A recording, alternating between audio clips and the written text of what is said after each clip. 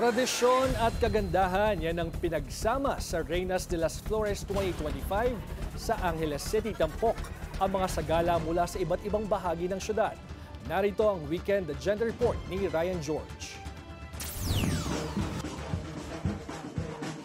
Nasa 30 magagandang dilag mula sa iba't ibang barangay ng Angeles City, Pampanga ang nakilaok sa Reynas de las Flores 2025 competition at halos 100 ang pumarada sa Grand Santa Cruzan nitong weekend.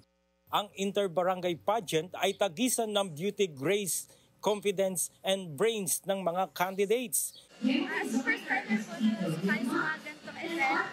Masaya po ako mag-add ko sa kanila at it's an experience po. Kinoronahan na ang Reyna de las Flores 2025 ang kandidata ng Barangay Balibago na si Eliza Marie Cuguyon.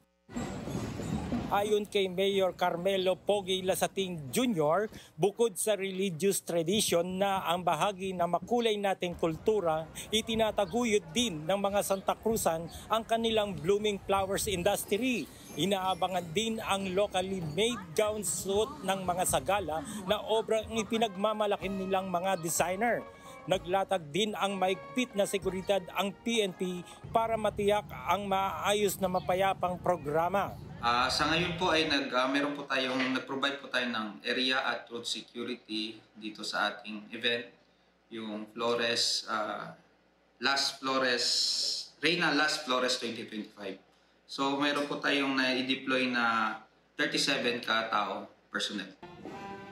Taon-taon din idineraos ang Santa Cruzan sa buong bansa bilang bahagi ng Flores de Mayo o religious tradisyon na napagbibigay pugay kay Blessed Virgin Mary at pagsasadula ng paghahanap ni Queen Helena sa tunay na krus.